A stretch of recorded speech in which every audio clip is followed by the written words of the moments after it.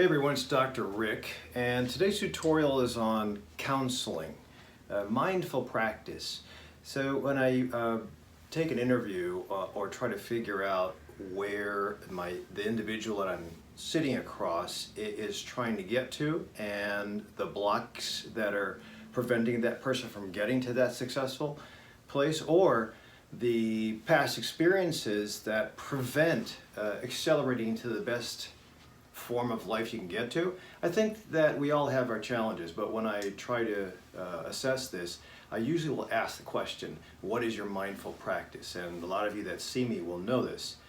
And it's sometimes difficult for patients to, average Joes and average Janes, to say what they do. I will have about 7 to 10% of the patients will say, I practice yoga, or I do meditate, and that's really cool.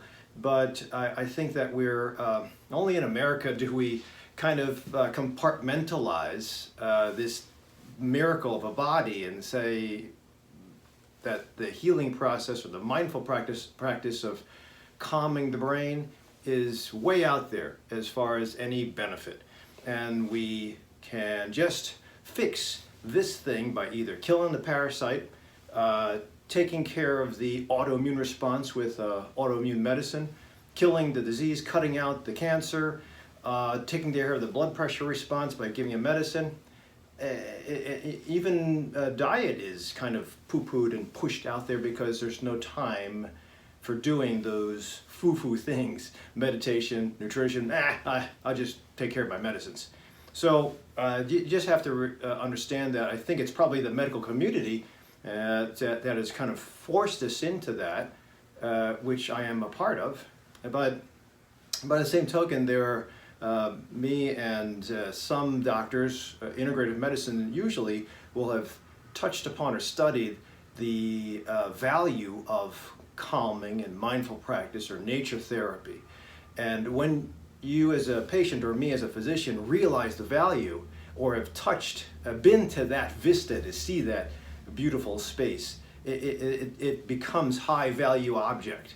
So I really think that when we talk about counseling, there's great value in it. I learned it from going to the Herb Benson, or going to Harvard and meeting the guy who wrote this book. So Herb Benson came up with a relaxation response back in the 60s, 70s to just analyze, why do monks do what they do? What is the value in this thing where you sit in a lotus pose and you just make a noise? And there is value in that. And that's the deepest form of mindful practice, where hours are spent trying to isolate the physicality, the movement, the sound, the five senses, and you just ignore that and go deeper, and you learn to control your blood pressure. You learn to lower your heart rate. You'll learn to calm the stress response, and that's considered different.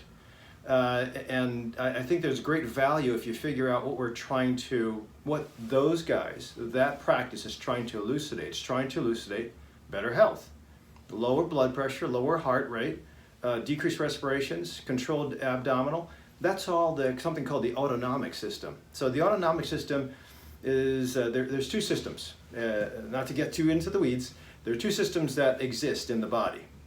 At least that's the way Western medicine's broken it down. The sympathetic system, fight or flight, epinephrine, norepinephrine, adrenaline, and we all know that from high school and sports, which we push so much of, yet we don't teach mindful practice in school.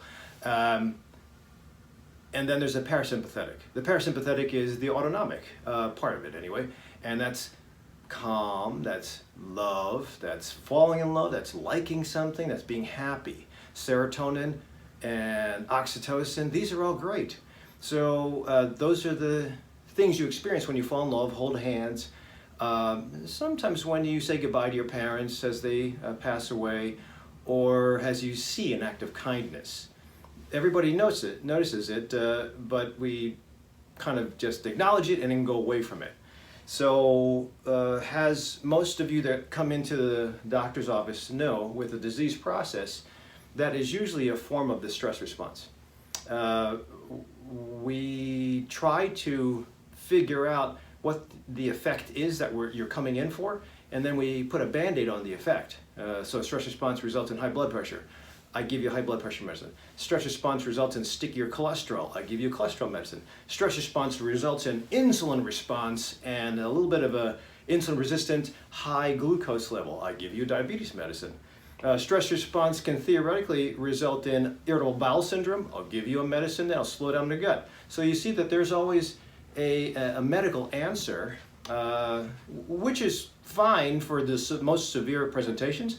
There's a medical answer to a symptom. And that's the beauty of, or the poison of Western medicine, is that we can do that, but we really shouldn't ignore the other part. The parasympathetic should also be embraced.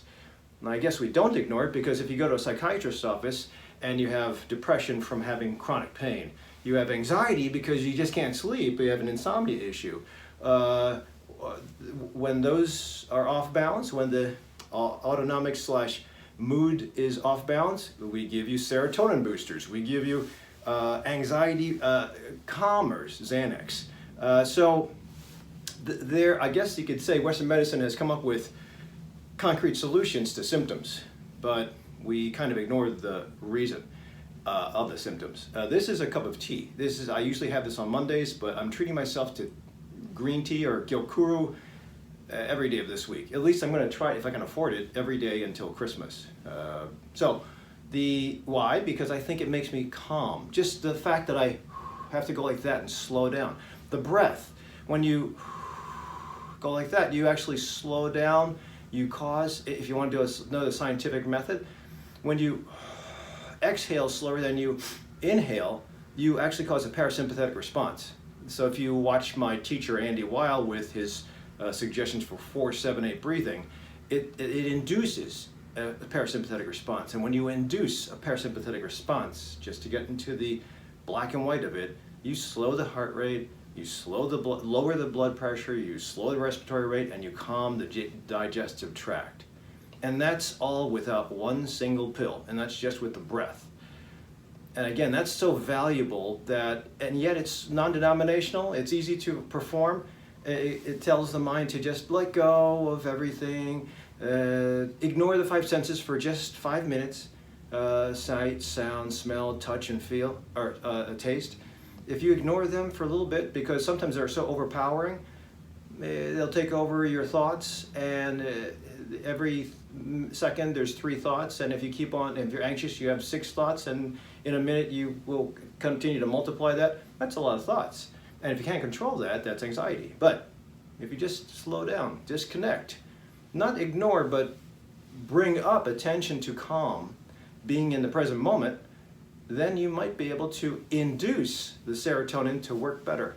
Calm down the epinephrine, norepinephrine to not get you into fight or flight when you're driving in traffic. Not get you into fight or flight when you're watching a horror movie. Not get you into fight or flight when you have an ache or pain. So some people are very good at controlling that. Others need some help. But the reason I'm doing this counseling video is because I think there are things that you can do to improve the way your symptoms are manifesting. Eva Selhub, I also met at the Harvard lecture. Excellent book.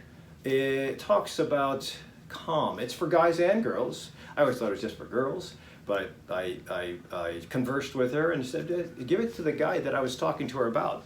And I think it is something that is very evident, but we just can't contextualize it. So that's why I think counseling is very important, because if you don't know how to bring out that love response like Dr. Selhub came up with, or the relaxation response that Herb Benson so deeply studied, I mean, those guys have excellent credentials, very good randomized controlled trials, or at least case studies that move forward. Then there's no downside to that. Not like a pill where for anxiety, we can take a Xanax, but it's addictive. Also screws up sleep and REM. For depression, we can boost up serotonin, but it sometimes makes you constipated. It gives you a flat affect, but it's better than severe presentations. For gut, again, all these medicines can be used, but why not use this pharmacy?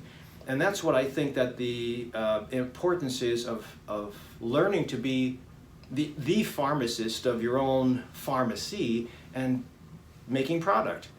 So I see a lot of patients for medical cannabis, and medical cannabis it's from a plant, and the plant, marijuana that everybody knows of, it does have healing properties to it. Calm for the THC, and anti-inflammatory for the CBD in its basic properties.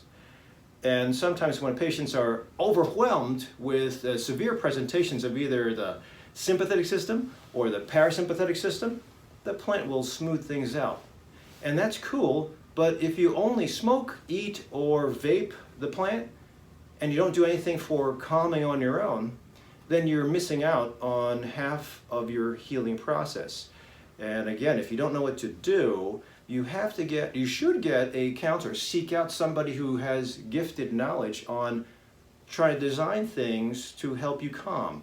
And then there's cognitive behavioral therapy is one form of learning to control the mindset, learning to control those things that you learned that are rigid from childhood, and sometimes just with that, there's many different EMDR, there's many different techniques that counselors and psychologists can teach you as coaches, but I think the problem is most of us understand sitting in a corner and being quiet as a punishment.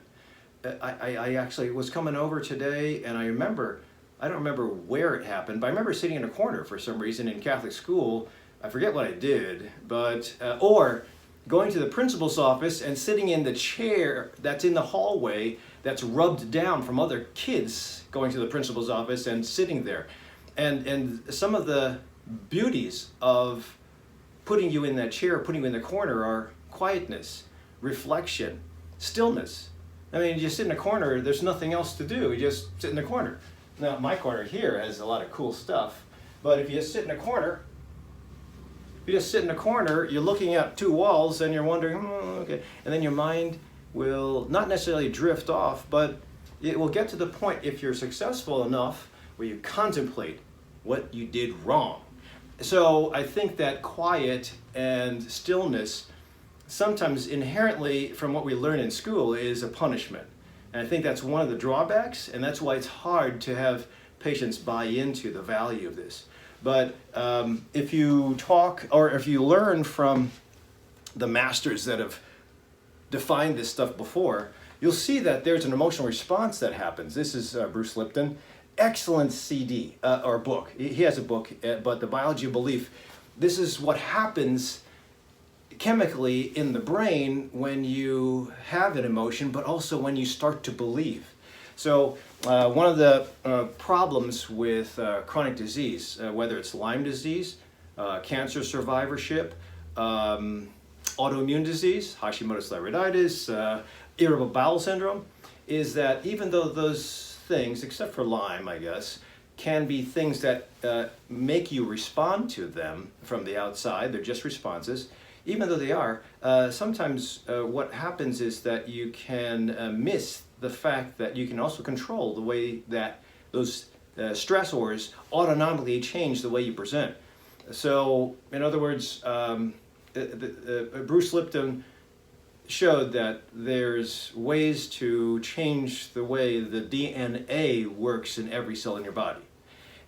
Sometimes we aren't given that permission. So when you have a terminal diagnosis, like most of the diagnoses that get my patients to go into the medical marijuana dispensary, everybody says, "Yay, I got a diagnosis, I'm going to get a card." But they kind of forget, you still have a diagnosis. Even though you have that diagnosis, doesn't mean that you have to keep on living in that diagnosis. So if I have, and I've been bullied, I was bullied a lot, being the only Asian in my community for a long time. I was the guy that everybody picked on. And I'm okay with that at this point in time. But if I lived in the past, then every time I see a situation, or every time I'm confronted, and I have been in my age, but now I know how to handle it, but confrontation sometimes, or stressor, makes me go back to my childhood and think, oh shoot, I'm going to get beat up again, or I'm going to get insulted again, or made fun of again. And that's an inherent reaction that was learned when I was younger and sometimes carries over to when I'm older. And so some people will know what I'm talking about, or you'll have experienced it by witnessing it to somebody else in your family. Now imagine that, but you get the diagnosis of Lyme disease and you have a lot of symptoms. Somebody says, you got Lyme. That's fantastic. You have a diagnosis like fibromyalgia. You have fibromyalgia. I'm not just crazy, I actually have symptoms because of something. But because of the chronicity of these diseases, sometimes we learn to embrace and keep the fact that I will always be in pain. And counseling sometimes, even if the disease is conquered, my fibromyalgia is, knock on drywall, my fibromyalgia is in remission.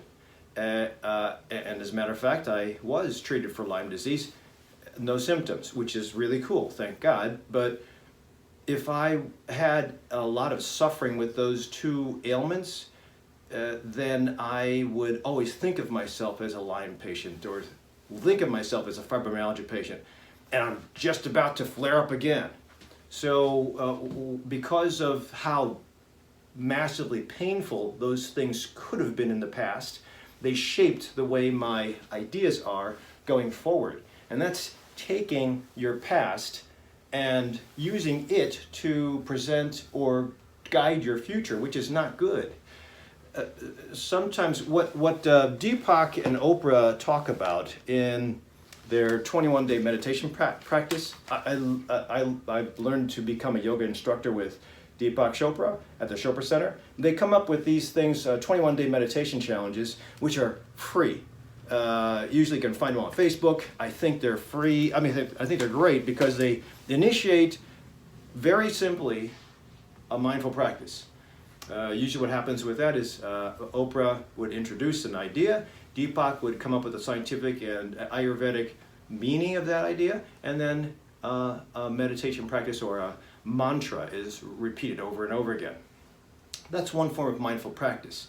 And if you do that for about 5 to 7 minutes every day or twice a day for 21 days, the brain gets to let go of all that crap from before, and it just allows the brain to be in the present moment. So if you don't know what that means, again, if you live with the symptoms from the past and you use that to affect the direction of your future, thinking that I'm going to have a bad encounter with somebody I meet because of the way somebody bullied me before, or I'm not going to exercise because I know it's going to flare up my fibromyalgia, or I can't eat anything, or I'm going to eat something for Christmas and Hanukkah and Thanksgiving and New Year's, but I'm going to flare up, no question, because of all my IBS stuff. So you learn to embrace the symptoms and the diagnosis that was given to you from the past, but you also use that to direct your future, and that's not a great direction. You'll always be walking on eggshells. You'll always be waiting for the next flare-up. And when you have that, that's technically not living in the present moment, regardless of your disease, even if it's cancer. When you live in the present moment, again, as far as what Bruce Lipton and Ava Selhub and Dr. Had come up with at Harvard, we always can change the way the DNA works. We can always change the way the autonomic system works. Even if you suffer from disease and you have pain, if you're constantly tensed up with pain, if you just calm a little bit or somebody teaches you a calming practice, that pain can drop 2 levels from an 8 to a 6. And it doesn't sound like much, but for those of you who suffer with an 8 or a 10, going down to an 8, as far as that visual analog scale, that's a relief. Going from 10 to 0, that's spectacular, but that takes time. I mean, it takes time to develop your own mindful practice. If you don't know what to do with a mindful practice and you kind of search on YouTube or you read books, I think that's empowering, but that will take a while. If you go to a coach, counselor, therapist, psychologist, you have a coach that sees, 20 patients a day, 10 to 20 patients a day, 7 days a week, 5 days a week, and that's a lot of experience. So you have a coach that can probably get you to develop a mindful practice faster than you do it because that person just has worked with so many people. My knowledge base is based in medicine or medical school, but the longitudinal learning that I get from interactions with my patients, seeing a lot of people over the last 20 years, holy mackerel, seeing a lot of people, I can usually take the experience that I've used with other patients or the walls that we've hit and figure out how to break past this wall, and I can apply it to you. So it usually, my most profound patients, the biggest successes, and sometimes the misses, I can remember them. And usually everybody else I can remember, the vast majority of patients. So when you come in and you have, if I can get that picture of who you are, I can hopefully get you a shortcut to get to your vista, to get to your 90 years of age without medical problems, independent, thinking like a 20-year-old. So I think that we always shoot for that fountain of youth physically, but we don't try to do it mentally or emotionally. So that's really the value of how to or utilize counseling. I really think it makes a difference in the presentation moving forward. Even if you are a meditator, even if you practice yoga once a week, that's cool once a week, but you're really supposed to do something twice a day. If you meditate even 5 minutes, the serotonin response you get, again, going to the concrete and scientific assessment, the serotonin response you get from that little bit of meditation will usually last about 12 hours. If you do it twice a day, you just covered yourself as far as boosting serotonin for the entire day. What do we do with Zoloft? Twice a day dosing. Well, once a day dosing sometimes. What do we do with blood pressure? Once to twice a day. So if you have a disease, cool, you take the medicines, but if you want to change the way the disease manifests in you, you're in control of that pharmacy. But you have to get the keys to open up or unlock the pharmacy, and I think you can do it on your own. I mean, exercise is a form of calming practice, but it's not the only form. And to get to exercise to give you that endorphin response, which is also a hormonal response, you gotta exercise, you gotta learn, and you have to not get hurt.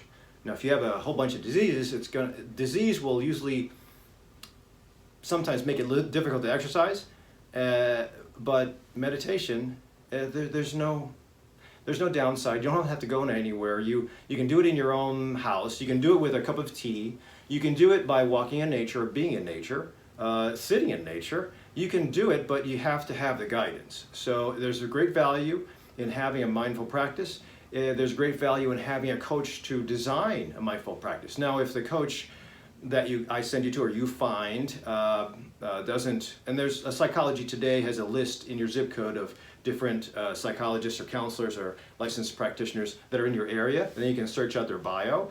So Psychology Today, I'll try to put a link down below. But if you can find one that gives you, say, 5 techniques, those are 5 tools you're going to work on. If those tools don't work, okay, you go back, you get another 5. There are different ways to do this. And you keep on asking that coach to design, refine, and build up this control over the autonomic system. And you are in control. You'll see that when you start to calm, just like the monks do with Herb Benson's studies at Harvard. It took a lot of practice, and I'm sure when the monks that he studied, they even, so he watched blood pressure, old-fashioned way, he watched respiratory rate, he watched pulse rate, Herb Benson's studies even included a thermometer in the butt for these monks, and they were able to still, even with that, all those contraptions and something up their butt, they're still able to lower temperature, lower heart rate, lower respiratory rate. And when that happens, you know that the body is working as best as it can to fight disease, beat cancer, fight and kill Lyme disease, and reverse the trigger points of fibromyalgia. So even the autonomic or the autoimmune issues of Hashimoto's and multiple sclerosis and Crohn's disease, I really think that a lot of the reaction can be controlled if you can control the way the body works. And of course, you can't be doing meditation and then go beating up somebody or imbibing in alcohol and driving drunk. You can't do that because you just destroyed your mindful practice. So this is practice. It takes practice. It takes the initial idea to design the practice, and it's trial and error. So don't be frustrated if you tried it and it didn't work, but get a coach to design and give you other ways to attempt to find your own meditative practice. So hopefully this gives you a little bit of an idea about the beauty of what happens when you control the autonomic system. Remember, in the United States, we kind of we poo-poo that because of the way we're taught in school. Be quiet, sit alone, reflect on your punishment, and see what happens. Even in prison, if you think about it, adults, when they're in prison, they're kept in a jail cell like this, and you have nothing else to do but to think and reflect for years, which is not good. But sometimes, even in that state of being captured, if you develop this mindset, this meditative practice, you will actually be able to take your mind outside of those four walls that you're locked into and have happiness. So, and that's what it all comes down to, just like Dr. Selhub put in her book, The Love Response. It all comes down to having, instead of always stressful, having a love response and using that to manipulate your own body pharmacy. So you don't need the marijuana, or you don't need the Xanax, or you don't need the pain pill as much, or you don't need the blood pressure pill. They would be great. These are all important for a lot of my patients, but those are just temporary band-aids, if you think about it, until either two things happen. Number one, your disease presentation gets worse and you have more symptoms and you need more medicines, or number two, you reverse the symptomatic expression of your disease and you get off your medicines. I mean, that's what I would do. But if you haven't been given these keys and you don't know, then again, if you don't know the value of mindful practice, the autonomic system, then you'll just ignore it. But I think there's a lot of value in this. So hopefully this gives you another idea. If you have your own best, in fact, please put down below in the comments. You'll have to scroll if this is your phone, or just go down below for commenting. What is your best mindful practice? Mine is 4-7-8 breath. And the mantra I was given by Deepak Chopra when I became a yoga instructor years ago. I still do it. It's now about 12 years. And I think it's just very, very valuable. I will keep that for the rest of my life. The things that Andy Wild taught me, 4-7-8 breath, I do it twice a day. Morning's a little tough, but nighttime guaranteed since I think 2007, guaranteed I will do that breath exercise as my head hits the pillow. I try to do it before my feet hit the floor in the morning too. Sometimes this morning I woke up in a nightmare and I forgot, but I'll do it now with my tea after I switch off. So thank you for watching up until now. Don't forget to subscribe to me and hit the alarm bell to find out when I do new videos. Otherwise, I'll see you at the next tutorial.